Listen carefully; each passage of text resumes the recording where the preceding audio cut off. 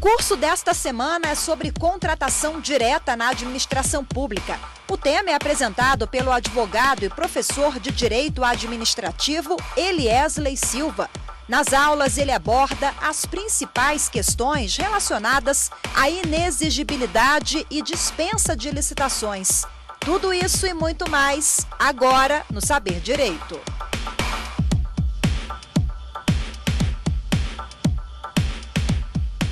Seja bem-vindo, seja bem-vinda à terceira aula do nosso curso Dispensa e Inexigibilidade de Licitação no programa Saber Direito da TV Justiça.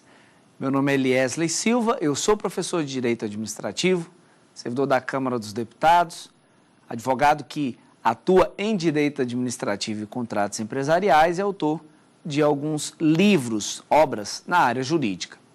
E ao longo desse nosso curso, nós já passamos pelo fundamento constitucional das licitações públicas, avaliamos com calma, analisamos com calma o inciso 21 do artigo 37 da Constituição Federal. Em seguida, na nossa segunda aula, nós tratamos a respeito das diferenças entre dispensa e inexigibilidade de licitação. E agora, nós chegamos ao ponto alto do nosso curso, que é quando nós vamos estudar com calma licitação dispensada, licitação dispensável, licitação inexigível. Na aula de hoje, nós vamos trabalhar sobre a inexigibilidade de licitação. Inexigibilidade de licitação, eu inicialmente até falaria sobre licitação dispensada e dispensável, mas por uma questão didática eu resolvi fazer essa inversão para facilitar a compreensão que você, com certeza, terá desse nosso roteiro de aulas. Então, nós falaremos na terceira aula, que é a de hoje, sobre inexigibilidade de licitação. É importante levarmos em consideração que a inexigibilidade ocorre num momento, numa situação em que existe inviabilidade de competição. Portanto, a ideia da inexigibilidade é que a licitação não é possível. Não resta outra saída a não ser a realização do procedimento da contratação direta por licitação inexigível. E como o caso, a situação em que leva à inexigibilidade de licitação é da inviabilidade de competição, o rol estabelecido em lei para a inexigibilidade é um rol meramente exemplificativo, números abertos, um rol aberto, lista aberta, porque o legislador apenas trouxe os três casos que ele entendeu que teriam mais ocorrência no mundo, no cotidiano da administração pública, no mundo real. E esses três casos nós vamos examinar com mais calma. Mas ainda a título de generalidades a respeito da inexigibilidade de licitação, até reforçando um pouco o que nós já colocamos em aulas anteriores, eu tenho uma pergunta de um estudante que vai nos fazer avançar um pouco em relação à inexigibilidade. Queria saber se o rol de casos de inexigibilidade é taxativo? Não é possível. O administrador não terá essa opção simples. É porque, no caso, não há possibilidade de competição. Então, ainda que o administrador queira realizar a licitação pública, a licitação não será bem sucedida. Portanto, a diferença marcante entre a dispensa e a inexigibilidade é isso. Na dispensa, a licitação é possível, mas não necessariamente será feita. Na inexigibilidade, a licitação não é possível e, portanto, consequentemente, não será feita, ok? E sobre isso é importante a gente resgatar os pressupostos de licitação, porque é um assunto que revela o que há por trás da inexigibilidade de licitação. E como se trata de algo que não é assim tão simples de, numa primeira oportunidade, você entender, eu vou repetir, porque a repetição é a mãe do ensino. O primeiro pressuposto da licitação é o pressuposto jurídico. Na nossa segunda aula, nós falamos sobre o pressuposto jurídico, ao afirmar que a ideia do pressuposto jurídico é de a licitação ser o meio apto a alcançar o interesse público envolvido naquela contratação. O Estado ele tem necessidades e precisa prover essas necessidades por meio de uma contratação, e a licitação só é feita quando ela se demonstra como o meio apto, o meio que tem a possibilidade real de atender a esse interesse público. O segundo pressuposto da licitação é o pressuposto lógico. Eu só posso fazer licitação quando eu tenho 2 ou mais objetos que possam ser comparados ou 2 ou mais ofertantes que possam disputar entre si para identificar-se a partir das propostas quem celebrará o contrato com a administração pública. Portanto, se o objeto é singular, ímpar, específico ou o fornecedor é exclusivo, em nenhuma dessas situações eu vou fazer a licitação e nós vamos ver ainda nesta aula algumas hipóteses de objeto singular e de fornecedor exclusivo. Portanto, esse é o segundo pressuposto da licitação pública, o pressuposto lógico. E, por fim, nós temos o pressuposto fático, o terceiro pressuposto da licitação, que é a efetiva existência de interessados na disputa. Porque ainda que eu tenha objetos diversos, ofertantes diversos, se eles não se interessarem em participar da disputa, eu não vou ter licitação. Eu teria aí, por exemplo, um cenário de licitação deserta, por exemplo, e nesse cenário eu seria obrigado a fazer uma contratação direta. Então, por conta desses pressupostos da licitação, é que a inexigibilidade de licitação ela vai acontecer e o administrador não tem opção, porque a inexigibilidade nada mais é uma situação em que faltam à licitação os seus pressupostos. Eles não estão presentes e, portanto, a administração pública fará uma contratação direta. Lembrando que alguns desses pressupostos também podem justificar a dispensa de licitação. Muito bom. Nessa linha de raciocínio, o artigo 25 da Lei 8.666 estabelece os casos de inexigibilidade de licitação e agora, para que nós tenhamos uma riqueza em detalhes, eu vou trazer o texto da própria lei aqui no artigo 25 para que nós façamos a análise. O artigo 25, portanto, é o que trata da inexigibilidade de licitação. E o que ele vai dizer? É inexigível a licitação quando houver inviabilidade de competição. Portanto, quando houver inviabilidade de competição, será inexigível a licitação. Em especial, e aí o legislador traz 3 hipóteses em que a licitação será inexigível. E a gente passa a comentar com detalhes cada uma delas.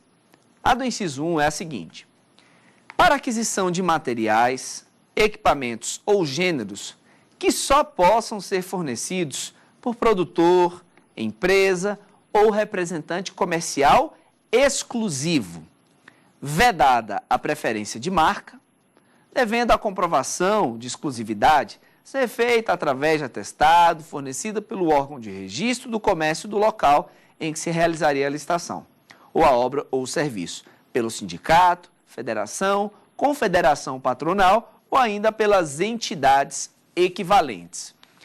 Veja, a primeira situação, então, é a situação do fornecedor exclusivo. Aqui nós temos a ausência do pressuposto lógico da licitação, que seria 2 ou mais ofertantes. Eu não tenho 2 mais ofertantes. Eu quero comprar algo, ou até, embora não tenha sido mencionado no inciso, mas como é rol exemplificativo, eu posso ampliar, ou até serviços que não podem ser prestados por outra empresa. Um serviço que vai ser prestado exclusivamente por aquele fornecedor, por aquele prestador, por aquele representante comercial. E então, por conta de ser aquele o único no mercado a atuar naquela área, a licitação será inexigível, certo? Então, há alguns casos que eu gostaria de trazer aqui, casos cotidianos na administração pública. Mas antes de trazermos esses casos, eu quero trazer aqui uma complementação para que você tenha os pré-requisitos para entender esses casos cotidianos. A lei vai fazer uma ressalva no final, vocês perceberam? Fornecedor exclusivo, vedada a preferência de marca. É lógico, né? Se eu, como administração pública, fechar em uma determinada marca e dizer só compro desta marca, eu estarei, então, de uma certa forma, violando o princípio da igualdade entre os licitantes. Eu, você, como consumidores do cotidiano, nós temos sim a liberdade de escolher nossas marcas preferidas. Inclusive, o objetivo de toda empresa é ter um produto bom o suficiente, que agregue valor o suficiente para ter fidelidade do cliente. Para dizer, olha, sabão em pó eu só compro daquela marca.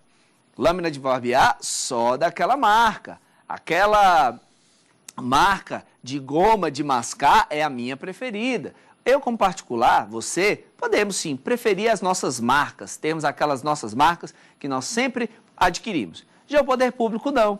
Quando o poder público quer comprar sabão em pó, ele não pode dizer, eu quero da marca X. Quando ele vai comprar lâmina de barbear, isso nos contextos em que isso seja necessário, ele não pode preferir, eu quero comprar veículos. Eu não posso dizer, tem de ser veículo daquela marca. Como regra, é assim. Todavia, não é nada difícil de você suspeitar que essa regra não pode ser levada de modo absoluto. Sim, há casos em que o Estado compra e que ele prefere marcas específicas. Bem, lá anteriormente, nossa segunda aula, primeira aula, eu falei que em licitação, em matéria de licitação, pode-se quase tudo, desde que haja justificativa razoável. Portanto, é possível que eu tenha preferência de marcas? Sim, desde que haja justificativa razoável. E aí, nesse contexto, eu queria trazer os exemplos cotidianos para nós avaliarmos. Um exemplo é o caso das canetas. Canetas. Bem, todos nós sabemos que é uma caneta popularmente conhecida e que é considerada por muitos a melhor caneta, dado o seu custo-benefício. Eu disse, não, caneta, quando eu vou comprar caneta do dia, eu compro daquela marca. Eu não vou mencionar aqui a marca, mas você sabe de qual marca eu estou falando, de caneta esferográfica transparente.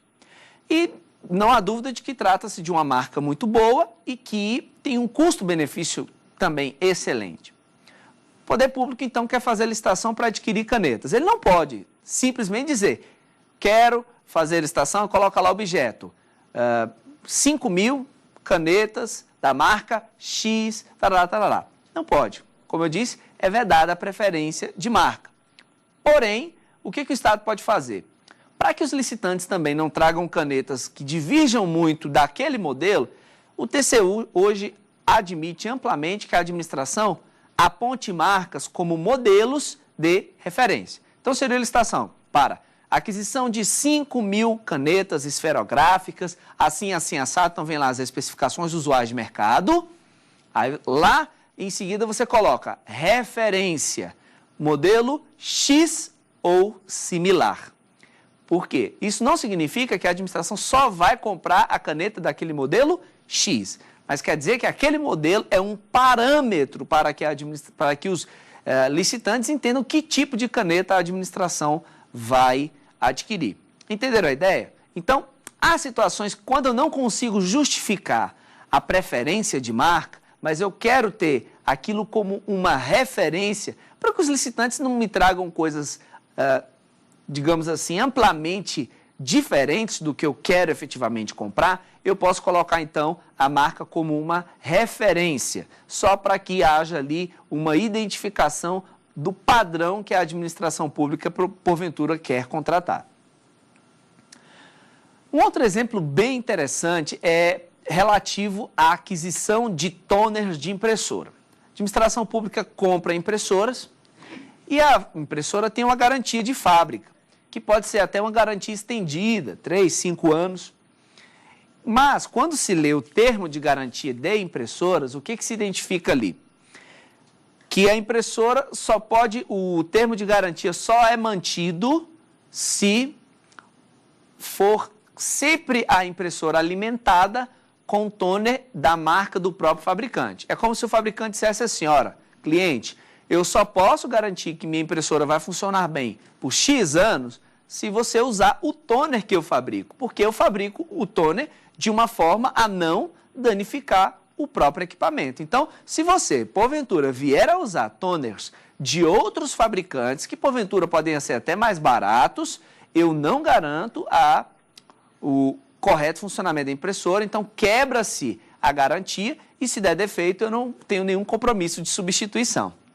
Então veja, a administração pública ela tem uma impressora, essa impressora tem um termo de garantia. Ótimo. No momento adequado a administração então resolve comprar toners para essa impressora. Como é que fica isso então? Porque a lei como regra veda a preferência de marca, Mas, no caso concreto, se eu não preferir a marca, eu quebro o termo de garantia. Se der problema na impressora, eu não vou poder exigir que o fabricante a substitua. Então, aí entra a questão do princípio da razoabilidade.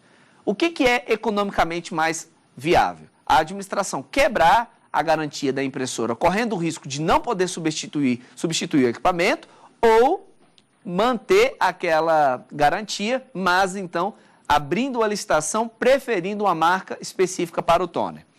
O TCU já tem jurisprudência consolidada no sentido de que sim, a preferência de marca no que se refere a toners de impressora como condição para manutenção da garantia é permitido. Portanto, pode a administração pública sim preferir a marca, porque nesse caso há uma justificativa razoável para tanto. Agora, toma cuidado em um aspecto. Quando houver preferência de marca legitimamente justificada, isso não significa necessariamente que eu vou ter inexigibilidade de licitação.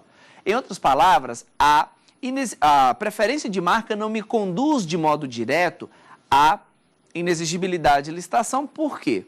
Porque às vezes eu tenho um objeto específico, uma marca específica, mas eu tenho vários ofertantes daquela marca. Por exemplo, eu vou comprar toners da marca Y, e eu posso ter várias empresas que fornecem toner para aquele tipo de máquina, a máquina Y. Então, nessa situação, o que vai acontecer? Eu vou fazer uma licitação para aquisição de 5.000 toners de impressora marca tal, e quem vai participar? Todas as empresas que forneçam toners naquela marca. Então, tome cuidado, porque a preferência de marca, quando admitida, não necessariamente vai levar à ideia de inexigibilidade de licitação.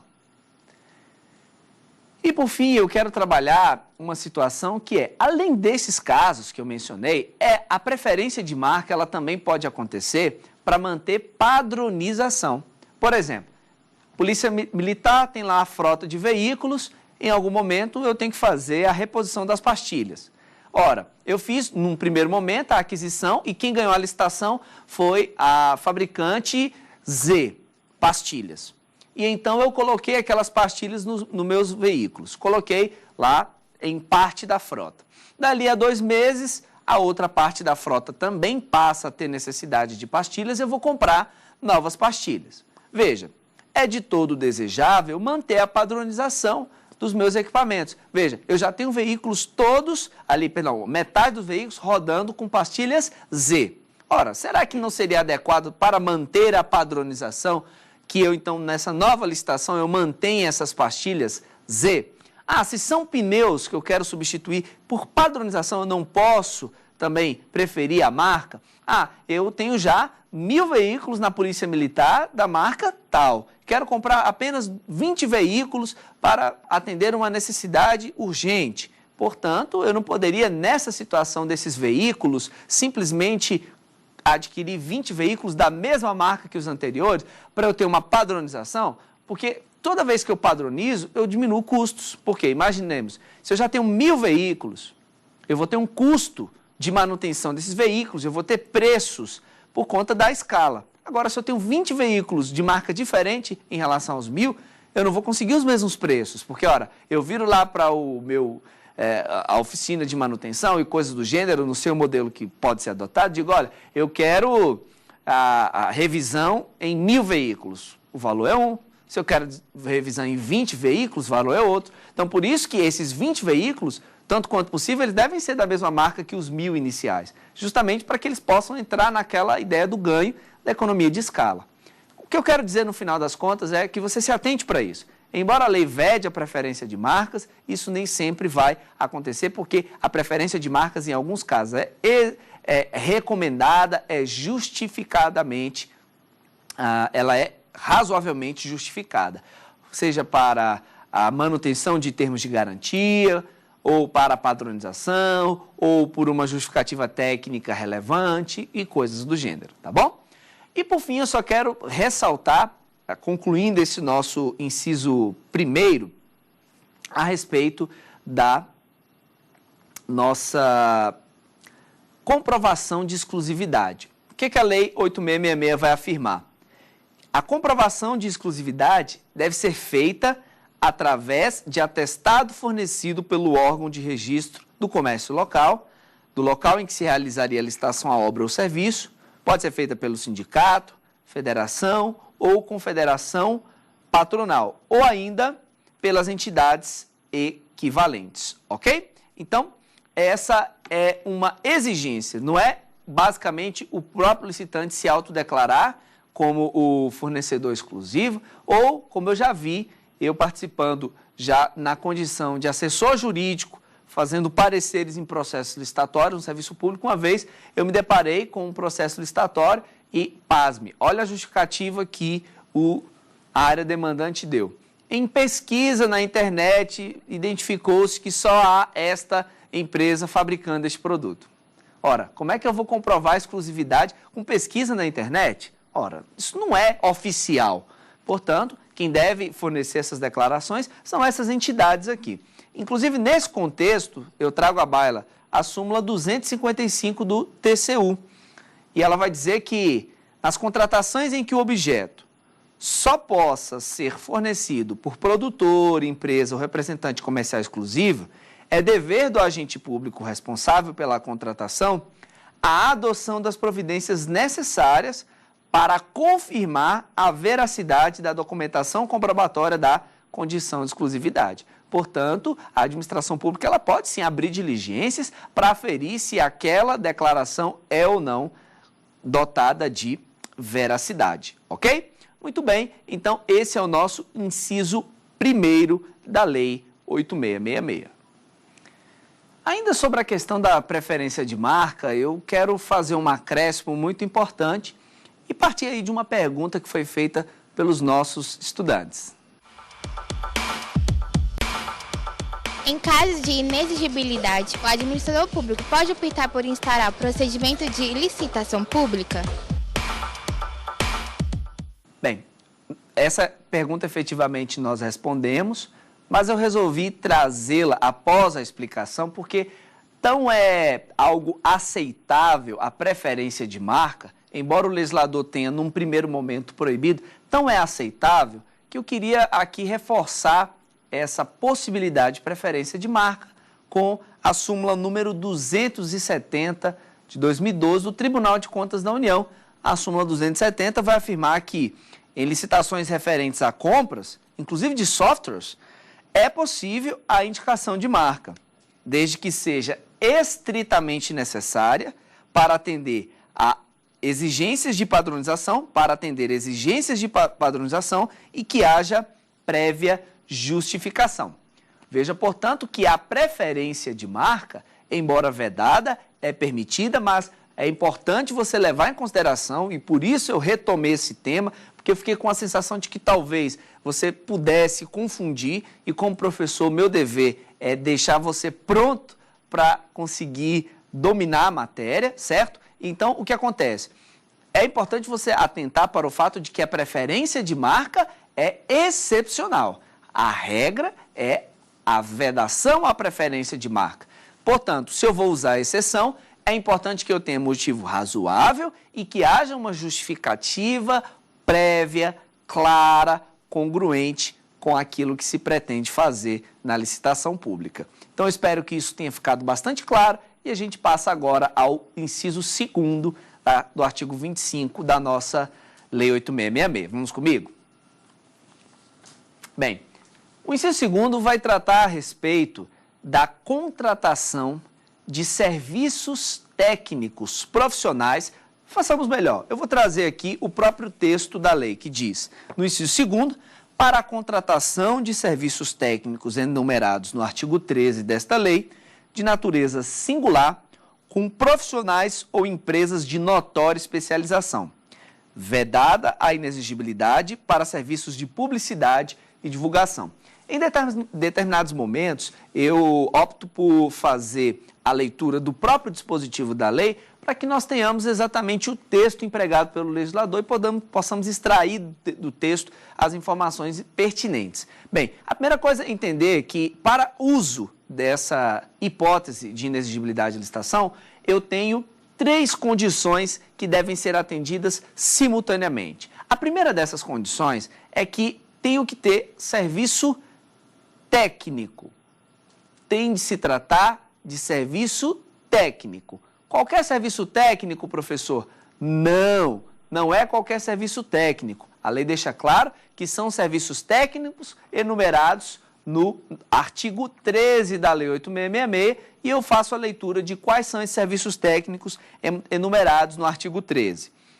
Estudos técnicos, planejamentos e projetos básicos ou executivos, pareceres, perícias e avaliações geral, assessorias ou consultorias técnicas e auditorias financeiras ou tributárias, fiscalização, supervisão ou gerenciamento de obras ou serviços. 5. Inciso 5º, patrocínio ou defesa de causas judiciais ou administrativas. Inciso 6º, treinamento e aperfeiçoamento de pessoal. Inciso 7º, restauração de obras de arte e bens de valor histórico. Portanto, para que eu tenha a incidência dessa segunda hipótese de inexigibilidade, um dos serviços que eu vou contratar deve ser um desses mencionados no artigo 13, certo? Portanto, serviços técnicos. De modo geral, o que é o serviço técnico? É aquele que só pode ser prestado por um profissional que tem habilitação específica. O serviço técnico é diferente do serviço comum, que é o serviço prestado por profissionais em geral, profissionais que não necessariamente têm uma habilitação específica. Portanto, o serviço técnico é aquele que exige habilitação específica, como medicina, engenharia, direito, arquitetura, as paralelas à medicina, como psicologia, como radiologia e assim por diante, ok? Então, esse tipo de serviço técnico, mas veja, eu estou dando um conceito de serviços técnicos. Dentre os serviços técnicos, os que podem ser contratados por inexigibilidade são esses que estão aqui elencados no nosso artigo 25, inciso 2º, e eu acabei de fazer a leitura, certo? Muito bem. A segunda condição para que eu tenha a contratação desses serviços técnicos é que sejam serviços técnicos prestados por profissionais de notória especialização. Profissionais de notória especialização. O que é o profissional de notória especialização? É aquele que, por meio de estudos anteriores, por meio de trabalhos já realizados, pareceres, documentos diversos, é indiscutivelmente o mais recomendado para a realização daquele serviço. Ou seja, trata-se daquele sujeito que em sua área de atuação atingiu fama, respeito, como o profissional mais capacitado à realização de determinado serviço. E é assim, às vezes, que eu brinco que um dos sujeitos que mais usou esse inciso 2º do artigo 25 foi o falecido e famoso arquiteto Oscar Niemeyer. Ele consideravelmente era com toda certeza considerado profissional de notória especialização, o mais indicado para a realização de serviço. Aí você fala, peraí, então professor, deixa eu ver se eu entendi.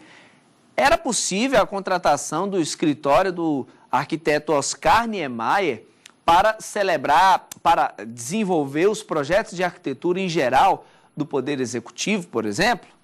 Não. A inexigibilidade não alcançava essa hipótese. Por quê? Nós temos apenas duas condições. Falamos de um serviço técnico, e aí eu pergunto, é um serviço prestado por notória especialização? Sim, mas falta o terceiro requisito. Qual é o terceiro requisito? Objeto de natureza singular. Ou seja, não é qualquer serviço. É o serviço singular, ímpar, diferenciado. Objeto singular é diferente, é antônimo de cotidiano, corriqueiro, banal, de uma certa forma, podemos colocar assim. Aquilo que é do dia a dia, que é corriqueiro, não. Esse não é o objeto singular. O objeto singular é o ímpar, o específico, é aquele diferenciado. Portanto, eu posso contratar o escritório poderia, né, colocando no passado, contratar o escritório do arquiteto Oscar Niemeyer para desenvolver o projeto do edifício sede do Tribunal Superior Eleitoral em Brasília? Sim, poderia. É um serviço técnico, profissional de notória especialização e o objeto é singular. É o edifício sede do Tribunal Superior Eleitoral. Agora, eu posso contratar o mesmo escritório do arquiteto Oscar Niemeyer para que, num prazo de 12 meses, desenvolva, em prol da Secretaria de Obras do município de Curitiba, os projetos de arquitetura em geral? Não, não posso. Por quê? Embora seja serviço técnico e seja um serviço prestado por profissional de notória especialização, cadê o objeto singular? Num prazo de 12 meses, todo e qualquer serviço de engenharia, de arquitetura, me desculpem? Não, não tem objeto singular, perdeu a singularidade e, portanto, eu tenho aqui a ideia de que só pode ser contratado para objetos singulares, ok? Então, fique muito atento a isso. São 3 condições concomitantes que me permitem a contratação por inexigibilidade nessas hipóteses. Lembrando que a lei deixa a salvo serviços de publicidade e propaganda. Serviços de publicidade e propaganda não podem ser contratados por inexigibilidade, ainda que sejam serviços técnicos, de notória especialização, objeto singular. Não, porque a contratação de serviços de publicidade e propaganda obedece um regime disciplinar próprio, que é a Lei 12.232 de 2010. Essa lei cuida especificamente das contratações que o Estado vai fazer nessa área de publicidade e propaganda. Muito bem, nessa linha, ainda falando sobre o inciso 2º do artigo 25 da Lei 8.666, o estudante quer nos fazer uma pergunta muito importante sobre algo que acontece com muita frequência e suscita dúvidas das pessoas que se deparam com o assunto licitações públicas. Vamos ouvir a pergunta? Os serviços de advocacia podem ser contratados pelo Estado mediante inexigibilidade de licitação? A resposta à pergunta parte exatamente daquilo que nós já aprendemos. Bem, qualquer tipo de serviço que eu queira contratar e eu penso, posso contratar por inexigibilidade? Eu tenho que trazer aquelas 3 condições. A primeira, é serviço técnico previsto no artigo 13 da lei? Bem, no caso específico, é o inciso 5º do artigo 13, quando trata de patrocínio ou defesa de causas judiciais. Então, a advocacia, sim, está considerado aqui como serviço técnico e pode ser contratado. Aí vem só um breve adendo, que é, mas, professor, normalmente cada estado não tem lá a sua procuradoria? Por que contrataria serviços de advocacia se já tem a procuradoria? Ótimo. Se você pensou isso à medida que a gente começou a falar sobre esse assunto, legal, porque a partir disso você vai ter uma informação muito importante. Presta atenção. Esse seu questionamento, esse que você teve, é bastante procedente e ele vai ser esclarecido. Portanto, eu tenho aqui serviço técnico. Segundo, trata-se de um profissional de notória especialização? Ah, veja, é aqui que se responde aquela pergunta que você, porventura, tenha feito. Professor, mas espera aí, se já tem a Procuradoria do município, do estado ou a própria Advocacia Geral da União, por que eu vou contratar escritório de advocacia? Bem, é muito simples. Cuidado, vários municípios não têm procuradoria. Ótimo. E mesmo aqueles municípios, estados que têm procuradoria, há, às vezes, necessidade de contratar um profissional de notória especialização. Portanto, eu posso contratar serviços de advocacia por inexigibilidade? Opa, depende. É um escritório de advocacia ou um advogado que tem notória especialização naquela área? Se sim, eu posso contratar. Ou seja, trata-se do escritório mais famoso em tributação de comércio exterior. Veja, é uma área bem específica, tributação de comércio exterior, ou seja, é algo que que exige uma especialização. Portanto, eu posso contratar. Às vezes um escritório especializado em causas tributárias, sim, eu posso contratar, desde que seja um profissional de notória especialização. Eu não posso contratar qualquer escritório de advocacia, não posso contratar qualquer advogado. Mas ainda falta a terceira característica, terceira condição, que é a condição referente a objeto singular. Logo, eu não posso contratar, por inexigibilidade de licitação, um escritório de advocacia para defender o município, num prazo ali de 12 meses, em suas causas tributárias. Não, por inexigibilidade, não. Eu posso até contratar esse escritório, mas aí por meio de licitação pública. Por contratação direta e inexigibilidade, não há essa possibilidade, certo? Então, aí você fala, mas por que eu não posso, professor, contratar por inexigibilidade? Porque eu disse causas tributárias num período de 12 meses. Cadê a singularidade? Não, isso é corriqueiro, é banal, é do dia a dia. Logo, a contratação tem que ser feita mediante licitação pública, certo? Muito bom. Mas tome cuidado. Por quê? E se for de objeto singular? Por exemplo, se ao invés de o escritório ficar à disposição num período de 12 meses para cuidar de causas tributárias em geral, eu tiver ali, não.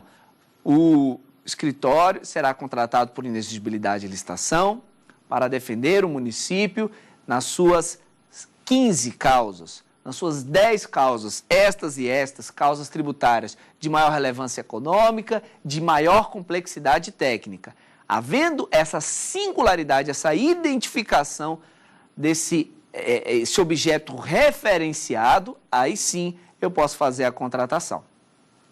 Portanto, respondendo à pergunta do nosso estudante, sim, eu posso contratar serviços de advocacia por inexigibilidade de licitação. É óbvio que a regra é adotarmos a licitação pública para a contratação de serviços advocatícios. Mas na hipótese de termos aí um serviço técnico, que é o caso, de natureza singular, prestado por profissional de notória especialização, presentes essas 3 condições, sim, eu posso contratar esse escritório de advocacia por inexigibilidade de licitação.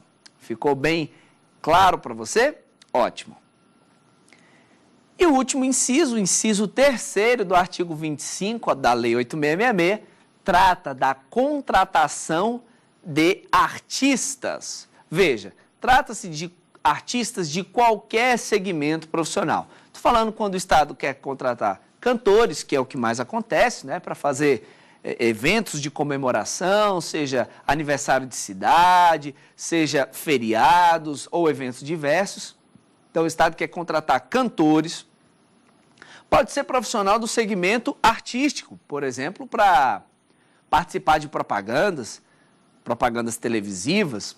Você com certeza já deve ter visto propagandas de órgãos públicos que sejam apresentadas por um ator famoso, uma atriz famosa.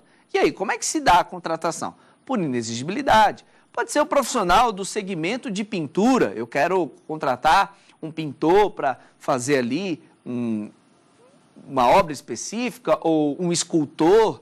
Enfim, profissional de qualquer segmento artístico pode ser contratado por inexigibilidade de licitação.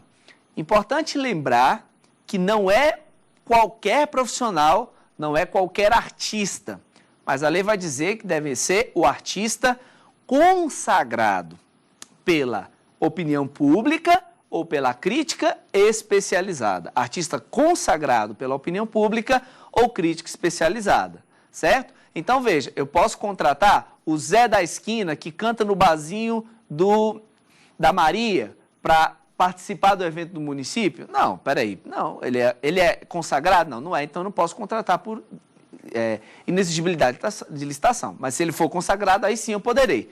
Mas a lei vai dizer que é consagrado pela opinião pública ou crítica especializada. Então, aí você já vê, né? Certos artistas participando de eventos pagos pelo poder público. Você fala, meu Deus, mas é tão ruim. Mas o que importa é que ele seja consagrado pela opinião pública. Não necessariamente é consagrado pela crítica especializada, mas às vezes pela opinião pública. E aí, tanto faz um ou outro, será possível essa consagração, ok?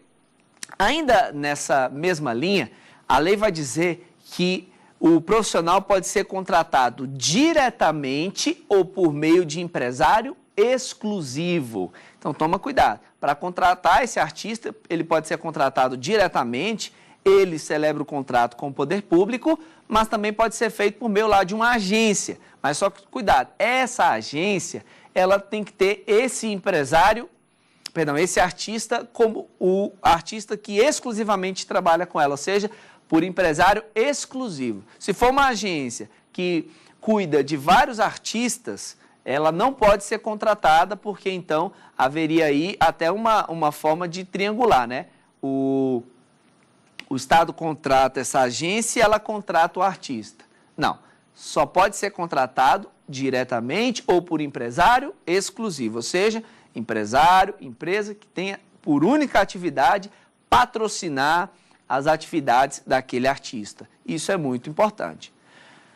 Lembrando que é de essencial relevância a justificativa de preços. Veja bem, nós falamos em blocos anteriores que a inexigibilidade de licitação, não só a inexigibilidade, mas também a contratação direta, ela tem de ser feita com um processo administrativo instruindo a contratação direta, inclusive contendo justificativa de preço. Então, não é porque eu vou contratar um profissional do segmento artístico, que arte é algo abstrato, né? Quanto vale o show de um artista? É um cantor. É muito relativo isso, né? Porque não existe uma tabela, não existe um padrão. Depende do artista, depende do show, tudo isso vai influir. Mas então, a lei exige que haja uma justificativa de preço, como anteriormente eu identifiquei, não é? Estabelecer ali, por exemplo, que é necessário que esse artista tenha ali de comprovar, de entregar contratos anteriores que ele tenha celebrado com outros clientes em shows semelhantes para justificar aquela contratação. É importante levar isso em consideração, por quê? Porque se não for assim, pode ser que haja a prática da infração de sobrepreço e, havendo essa prática de infração, isso gera responsabilização para quem conduzir o processo dessa forma. Então, a justificativa de preço, no caso, ela é necessária, mesmo se tratando desse profissional do segmento artístico, em que não há uma tabela, não há ali um parâmetro objetivo. Então, o parâmetro objetivo vai ser o próprio artista nos trabalhos anteriores que ele tiver feito, ok? Muito bom. Então, essa é a nossa terceira aula do curso Dispensa e Inexigibilidade de Licitação pelo programa da TV Justiça. E antes de nós concluirmos, é preciso que nós façamos uma revisão, porque foram muitas as informações que nós trabalhamos aqui. Eu estou falando de, inicialmente, que a inexigibilidade, ela compõe um ambiente de inviabilidade de competição e que, portanto, ela terá de partir desse pressuposto, porque se a competição for viável, aí ou eu vou ter que fazer a licitação, ou eu vou ter que optar por uma hipótese de dispensa. Portanto, a inexigibilidade tem a ver com a inviabilidade de competição. O rol estabelecido em lei para inexigibilidade é um rol meramente exemplificativo. O legislador não estabeleceu todos os casos em que deva acontecer a inexigibilidade de licitação, senão estabeleceu os 3 casos mais comuns da administração pública. Ali, o fornecedor exclusivo, que é a primeira hipótese que nós comentamos. Lembrando que, para que haja essa exclusividade, não basta uma mera pesquisa na internet ou que ele faça ali uma declaração de próprio punho, a própria empresa declarando, não. É preciso que haja uma identificação por meio, seja de sindicato, de federações ou de entidades correspondentes, ok? E, inclusive, nós vimos na súmula 255 do Tribunal de Contas da União que é dever do órgão que vai conduzir aquele processo de contratação direta identificar a veracidade daquela documentação probatória, podendo, inclusive, abrir diligências, né? É importante levar isso em consideração. Diligências são mecanismos que a administração pública utiliza para averiguar, para levantar informações, para resolver e sanar dúvidas a respeito, né? Houve um caso rumoroso, inclusive, no órgão em que eu tive a oportunidade de trabalhar, em que uma empresa venceu a licitação. Aí não era um caso nem de inexigibilidade, mas vem bem a calhar para o que a gente está falando. Ela venceu a licitação e apresentou lá um atestado de capacidade técnica. Mas aquela empresa já era conhecida no âmbito daquele órgão como uma empresa muito inadimplente com suas obrigações, ela já tinha dado problemas em outras ocasiões. Então, o que a comissão de licitação resolveu fazer? Abrir uma diligência para verificar aquele atestado. O atestado tinha sido emitido por uma autoridade X da Administração Pública Federal. Então, a comissão de licitação onde eu trabalhava fez ali uma diligência para identificar a natureza daquele atestado. Chegando lá, quando a autoridade verificou o atestado que ela mesma tinha assinado, ela pediu 1000 desculpas, disse, olha, eu não sei o que aconteceu, talvez aqui no meu volume de trabalho, muitos documentos para assinar, e por engano eu acabei assinando esse documento. Essa empresa nada tem de empresa cumpridora de suas obrigações, ela não faz jus jamais esse atestado. E aí o que aconteceu? Resolveu-se aquela situação por meio dessa diligência. Então, da mesma forma, a contratação de empresas por regime de exclusividade, ela é feita mediante documentação probatória que a própria empresa apresenta, mas isso deve ser objeto de verificação, inclusive com abertura de diligências para tanto. Falamos, inclusive, sobre a vedação à preferência de marcas, como regra. Eu não posso preferir marcas, porque isso viola o princípio da igualdade entre os licitantes, mas vimos que essa preferência de marca, essa vedação não é absoluta, na medida em que eu posso ter marcas a serem escolhidas pela administração e, às vezes, essas marcas, elas serão marcas específicas. Lembrando que quando eu não posso preferir marcas, eu mesmo assim posso adotar marcas como preferência. Como referência. Então, eu coloco lá referência, marca X ou similar. Agora, há casos em que eu realmente posso preferir marcas, por uma questão, às vezes, de padronização, por uma questão, às vezes, referente a uma justificativa adequada, o exemplo que eu dei das impressoras, né, para manter a garantia. E até um exemplo interessante que nós tivemos na Câmara dos Deputados, eu ia deixar passar, mas agora eu lembrei. É um exemplo em que a Câmara faria a transferência do seu centro de comunicação, o seu centro de dados para uma outra localidade. E transferindo, teria que também, obviamente, deslocar os aparelhos. E havia aparelhos de armazenagem de dados, os storages, e esses aparelhos eram aparelhos muito pesados, com alguma, digamos assim, alguma complexidade em seu transporte. E aí o que se identificou? Que o fabricante também só iria manter a garantia do equipamento caso se houvesse necessidade de transporte do equipamento, o próprio fabricante fizesse o transporte. E aconteceu exatamente isso, a Câmara foi obrigada, naquele caso concreto, ela teve de fazer uma inexigibilidade de licitação, contratação direta, por conta da ideia de objeto aí singular. Veja, somente aquela empresa poderia fazer aquele transporte, e então, nesse caso, inviabilidade de competição, a própria empresa transportou os equipamentos, mantendo sim os termos da garantia. Então, essa é a nossa preferência de marcas. No inciso segundo, nós vimos, né, contratação de serviços técnicos, enumerados ali no artigo 13 da Lei 8.666, de natureza singular, não é qualquer serviço, mas aquele diferenciado, aquele serviço ímpar, prestado por profissional de notória especialização, inclusive com a ressalva de que serviços de advocacia podem ser contratados mediante processo de inexigibilidade de licitação. E, por fim, nós vimos ali a contratação de artistas consagrados, não qualquer artista, mas apenas o artista consagrado pela crítica especializada ou pela opinião pública. Essa contratação pode ser feita por inexigibilidade de licitação, pode ser feita diretamente ou por meio de empresário exclusivo, e não há como se dispensar a justificativa de preço, porque mesmo se tratando de arte, o poder público precisa usar verbas públicas de modo eficiente, econômico e, portanto, nessa situação é necessária a justificativa do preço. Bem, eu fiz uma boa revisão daquilo que a gente está trabalhando aqui na nossa na nossa terceira aula do curso Dispensa e Inexigibilidade de Licitação, porque é um assunto muito importante, um assunto que você não pode avançar sem ter a plena convicção de que realmente você aprendeu. E na nossa próxima aula, eu vou falar, nossa quarta aula, sobre a licitação dispensada.